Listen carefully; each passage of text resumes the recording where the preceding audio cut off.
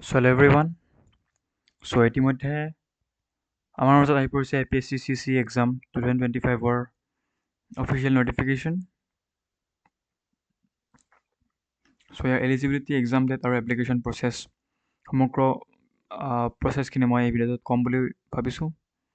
ভিডিঅ'টো শেষলৈ চাবা। এক্সাম নেম চোৱা, এক্সাম নেম CC এক্সাম 2025 মানে combine common entrance exam. Vacancy কিমান আছে চোৱা। ভেকেঞ্চি 262 পষ্টৰ কাৰণে ভেকেঞ্চি আছে। অৰ্গেনাইজেশ্যন ইয়াতে কি হয় চাবা, APSC হয় অৰ্গেনাইজেশ্যন। নেট কোৱালিফিকেশ্যন কিমান লাগে চোৱা, কোৱালিফিকেশ্যন গ্ৰেজুৱেশ্যন লাগে, গ্ৰেজুৱেশ্যন BA BSc BCom যিকোনো ষ্ট্ৰীমৰ পৰা হ'ব পাৰে, যিকোনো বেচেলাৰ ডিগ্ৰী থাকিলেই হ'ল। এপ্লাই মোড অনলাইন হ'ব আৰু এপ্লিকেশ্যন ফিজ 297.20 পইচা। ষ্টাৰ্ট ডেট কিমান হয়, 28 মাৰ্চ 2025 পৰা ষ্টাৰ্ট হ'ব আৰু লাষ্ট ডেট হৈছে 29 এপ্ৰিল 2025। ঠিক আছে। নেক্সট আমি অলপ চাওঁ, ইয়াতে কি লিখিছে পঢ়ি চাওঁ। APSC CC এক্সামটো কিহৰ কাৰণে কণ্ডাক্ট কৰা হয় চোৱা, including Assam civil service, ACS আৰু আছাম পুলিচ ছাৰ্ভিচ।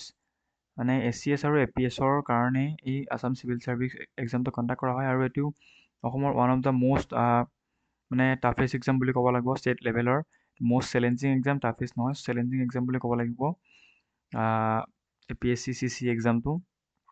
প্ৰথমতে কি হ'ব, আপোনালোকৰ প্ৰিলিমিনাৰী এক্সামিনেশ্যন হ'ব। ফাৰ্ষ্ট ষ্টেপটো হৈছে প্ৰিলিমিনাৰী এক্সামিনেশ্যন অথবা প্ৰিলিমছ এক্সামিনেশ্যন। যোনে যোনে প্ৰিলিমছ এক্সামত ভাল কৰে বা প্ৰিলিমছ এক্সামত ছিলেক্ট হয় তেওঁলোকেহে মেইনছ এক্সাম দিব পাৰিব। তাৰপিছত কি হ'ব, মেইনছ এক্সামত যিবিলাকে পাছ কৰে অথবা মেইনছ এক্সাম যিবিলাকে পাছ কৰে তেওঁলোকক পাৰ্চনেল ইণ্টাৰভিউ হ'ব আৰু ইণ্টাৰভিউৰ পিছত ট্ৰেইনিং হৈ আপোনালোকৰ জইনিং হ'ব। ফাৰ্ষ্ট অফ অল মই কৈ যাওঁ যে প্ৰিলিমছ সকলোৱে দিব পাৰে, কিন্তু প্ৰিলিমছত কোৱালিফাই কৰাবিলাকেহে মেইনছ দিব পাৰে। আৰু মেইনছ এক্সামো বহুতে ক্লিয়াৰ কৰিব নোৱাৰে। তাৰ ফলত পাৰ্চনেল ইণ্টাৰভিউলৈ বহুত কম ষ্টুডেণ্ট থাকি যায়। আৰু যিবিলাকে পাৰ্চনেল ইণ্টাৰভিউটো ভালদৰে কমপ্লিট কৰিব পাৰে তেওঁলোকক মানে ফাইনেল বুলি ধৰা হয় আৰু তেওঁলোকক ট্ৰেইনিঙৰ কাৰণে পঠোৱা হয়। কেতিয়াৰ পৰা ষ্টাৰ্ট হ'ব বুলি কৈছে, APSC CC 2025 will be commence on 28 March 2025। 28 March 2025 পৰা ষ্টাৰ্ট হ'ব।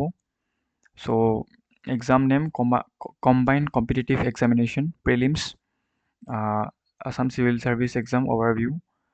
ভেকেঞ্চি কিমান আছে, 262টা পষ্ট আছে। Organisation Assam public service commission. আৰু এক্সাম ডেট কোনদিনা ইয়াতে স্পেচিফাই কৰি দিছে, স্পেচিফাই মানে টেণ্টেটিভ হয়। টেণ্টেটিভ মানে ই চেঞ্জ হ'ব পাৰে। কি দিছে, 1 জুনৰ দিনা হ'ব পাৰে বুলি কৈছে এক্সামটো। টেণ্টেটিভ হয় ডেটটো, মানে এইটো ডেটটো পিছলৈ চেঞ্জ হ'ব পাৰে। এডুকেশ্যনেল কোৱালিফিকেশ্যন কি কৈছে, graduation degree from any recognise university. Age limit কি কৈছে, candidates must have at least 21 years old and not more than 38 years। কেণ্ডিডেটছবিলাক 21 বছৰৰ পৰা 38 বছৰ হ'ব লাগিব, তেতিয়াহে তেওঁলোকে এপ্লাই কৰিব পাৰিব। এজ ৰিলেক্সেশ্যনবিলাক চাই লোৱা। এজ ৰিলেক্সেশ্যন 3 yearsৰ কাৰণে হয়, OBCৰ কাৰণে, 5 বছৰ SC STৰ কাৰণে, আৰু ST প্লেইনছ আৰু ST হিলছৰ কাৰণে। আৰু 10 years কি হয়, 10 years এজ ৰিলেক্সেশ্যন হ'ব কাৰ কাৰণে, PWBD, person with benchmark disability. ঠিক আছে। The candidate must be an Indian citizen হ'ব লাগিব তোমালোক, তেতিয়াহে এপ্লাই কৰিব পাৰিবা। The candidate must be proficient in Assamese or any other official or associated language of the state of any other tribal language of Assam. কেণ্ডিডেটজনে অসমীয়া অথবা যিকোনো ট্ৰাইবেল অথবা অফিচিয়েল লেংগুৱেজত ভাল এটা মজবুত থাকিব লাগিব, তেতিয়াহে তেওঁ ভাল মানে ছিলেক্ট হ'ব আৰু এপ্লাই কৰিব পাৰিব, অথবা তেওঁলোকে ভালদৰে পাৰফৰ্ম কৰিব পাৰিব। Candidate must be an original inhabitant of Assam. কেণ্ডিডেটজন অসমৰ এজন অৰিজিনেল ইনহেবিটেণ্ট হ'ব বুলি কৈছে, মানে অসমতে থকা হ'ব লাগিব বুলি কৈছে ইয়াতে। আৰু employment exchange registration, candidates must be registered with a district employment office of Assam. তোমালোক বুলিয়ে কৈছোঁ, আপোনালোকে যদি এমপ্লয়মেণ্ট অফিচত এতিয়ালৈকে এমপ্লয়মেণ্ট এক্সচেঞ্জ চাৰ্টিফিকেট বনোৱা নাই, তেনেহ'লে আপোনালোকে বনাই ল'ব, আৰু বনাই ল'লেহে আপোনালোকে ইয়াত এপ্লাই কৰিব পাৰিব। ঠিক আছে। So ইয়াতে কি কৈছে small family norms. Candidates are required to submit a declaration form regarding the small family norms while applying the APSC CCE preliminary examination. So candidates বিলাকক এখন স্মল ফেমিলি নৰ্মছৰ এখন ফৰ্ম ছাবমিট কৰিব দিছে মানে APSC এক্সামত এপ্লাই কৰাৰ আগতে। ঠিক আছে, চ' এপ্লিকেশ্যন ফিজ কিমান দিছে আপোনালোকে 297.20 পইচা জেনেৰেলৰ কাৰণে পে' কৰিব লাগিব আৰু OBCৰ কাৰণে 197.20 পইচা আপোনালোকে দিব লাগিব আৰু কেণ্ডিডেটছ এণ্ড 47.20 পইচাৰ ফৰ 47.20 পইচাৰ ST SC BPL PWBD কেণ্ডিডেটছৰ কাৰণে দিব লাগিব। The payment must be made through the official web portal using available online payment methods. The payment can be made through net banking or any other bank using Visa, MasterCard, RuPay, credit, debit cards or UPI payment. চ' এইবিলাক অপশ্যনেৰে আপোনালোকে payment কৰিব পাৰে। মেক্সিমামে UPIটোৱে prefer কৰে কাৰণ সেইটোৱে best হয় আজিকালি। জিপে'ৰ পৰা ডাইৰেক্ট মানে স্কেনাৰখন দি দিয়ে, তাতে কিউআৰখনত স্কেন কৰি কিনে কিউআৰখন তাৰ পৰা প্ৰভাইড কৰিলে, তাৰপৰা কিউআৰখনত স্কেন কৰি কিনে পে'মেণ্টটো কৰি দিলে। চ' এইটো UPIটোৱে বেষ্ট হয়। ইয়াতে চাওক, আমি এতিয়া চাম ক'ত কিমান ভেকেঞ্চি আছে। So Assam Public Service Commission has announced total 262 vacancies across various categories in APSC CCE 2025 recruitment drive. The category-wise distribution of vacancies is given below. So unreserved মানে যিবিলাক জেনেৰেল কেটেগৰীৰ আছে তেওঁলোকৰ বাবে ভেকেঞ্চি আছে 147টা ভেকেঞ্চি পদৰ বাবে vacancy আছে। Then ABC অথবা OBC অথবা MOBCৰ কাৰণে আছে 62টা ভেকেঞ্চি। SCৰ কাৰণে আছে 15টা ভেকেঞ্চি। ST প্লেইনছৰ কাৰণে আছে 25টা ভেকেঞ্চি। ST হিলছৰ কাৰণে আছে 13টা ভেকেঞ্চি আৰু পাৰ্চন উইথ বেঞ্চমাৰ্ক ডিচেবিলিটিৰ কাৰণে আছে 5টা ভেকেঞ্চি। অথবা যদি এক্স ছাৰ্ভিচমেন হয়, এক্স ছাৰ্ভিচমেন মানে কাক কয়, যিবিলাকে ধৰা ছাপ'জ অগ্নিবীৰত গৈছিলে, 4 বছৰ অগ্নিবীৰ কৰিলে অথবা কিবা গভমেণ্ট চাকৰি কৰি বাদ দিলে, মানে কমপ্লিট হ'ল, তেওঁলোকক এক্স ছাৰ্ভিচমেন বুলি কোৱা হয়। চ' তেওঁলোকৰ কাৰণেও 6টা ভেকেঞ্চি আছে। চ' APSC CC service wise vacancies আমি চাই ল'ম। So Assam Public Service Commission has announced the total of 262 vacancies across various services in APSC CC 2025 recruitment drive. So এতিয়া আমি চাই ল'ম যে কিমান ছাৰ্ভিচ ৱাইজ ভেকেঞ্চি কিমান আছে। চ' প্ৰথমতে আছাম চিভিল ছাৰ্ভিচ মানে ACSত কিমান আছে, জুনিয়ৰ গ্ৰেডত 45টা ভেকেঞ্চি আছে। আছাম পুলিচ ছাৰ্ভিচত কিমান আছে, জুনিয়ৰ গ্ৰেড মানে APSত 20টা ভেকেঞ্চি আছে। লেবাৰ অফিচাৰত কিমান আছে, 2টা আছে। ডিষ্ট্ৰিক্ট ট্ৰান্সপৰ্ট অফিচাৰত কিমান আছে, 2টা ভেকেঞ্চি আছে। ব্লক ডেভেলপমেণ্ট BD অফিচাৰত কিমান আছে, 9টা ভেকেঞ্চি আছে। Assistant manager, assistant industries officer, superintendent of ইণ্ডাষ্ট্ৰিজত কিমান আছে, 23টা ভেকেঞ্চি আছে। এছিষ্টেণ্ট ৰেজিষ্ট্ৰাৰ অফ কোঅপাৰেটিভ ছ'চাইটিছত 2টা ভেকেঞ্চি আছে। আছাম ফাইনেন্স ছাৰ্ভিচত জুনিয়ৰ গ্ৰেড 2ত 26টা ভেকেঞ্চি আছে। Assam urban administrative service EO junior GR2 এইবিলাকত কিমান আছে, 5টা ভেকেঞ্চি আছে। এছিষ্টেণ্ট ৰিচাৰ্চ অফিচাৰত কিমান আছে, এছিষ্টেণ্ট ৰিচাৰ্চ অফিচাৰ অথবা মাইনৰিটিজ ডেভেলপমেণ্ট বৰ্ডত এটা ভেকেঞ্চি আছে। ইনস্পেক্টৰ অফ টেক্সেছত 51টা ভেকেঞ্চি আছে। ইনস্পেক্টৰ অফ লেবাৰত 10টা ভেকেঞ্চি আছে। ইনস্পেক্টৰ অফ এক্সাৰচাইজত 19টা ভেকেঞ্চি আছে। এছিষ্টেণ্ট এমপ্লয়মেণ্ট অফিচাৰত 18টা ভেকেঞ্চি আছে আৰু চাব ৰেজিষ্টাৰত আছে 13টা vacancy. Assistant audit officer AA অফিচাৰত আছে 16টা ভেকেঞ্চি। চ' টোটেল 262টা vacancy. So' stages of APSC CC exam 2025 এইখিনি চাগে কোৱা গৈছে, মই চাই লওঁ বাৰু। এতিয়া ষ্টেজ 2 কি হয় এইটো চাই লওঁ। ষ্টেজ 1ত কি হ'ব, preliminary examination. The APSC CC preliminary examination is an objective type test designed to shortlist candidates for the main examination. So APSC CC preliminary examটো কেৱল এটা shortlistingৰ কাৰণে পতা এক্সাম হয়, যাতে shortlisted candidate বিলাকে মেইনছ এক্সামটো দিব পাৰে।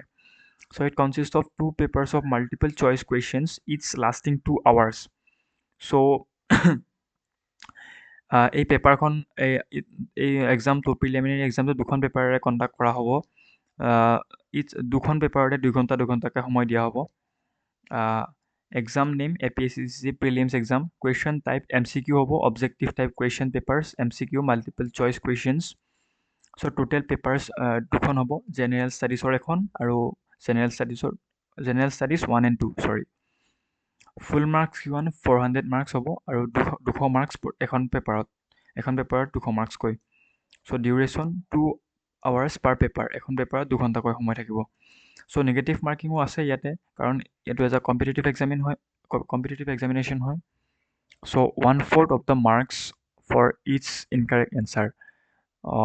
প্ৰত্যেক ইনকাৰেক্ট এনচাৰৰ কাৰণে 1 মাৰ্ক এটা ডিডাক্ট কৰা হ'ব। চ' চিলেবাছ কি হয়, general studies 1 and 2, refer to the Assam Public Service Service Combined Competitive Examination Amendment Rules 2019.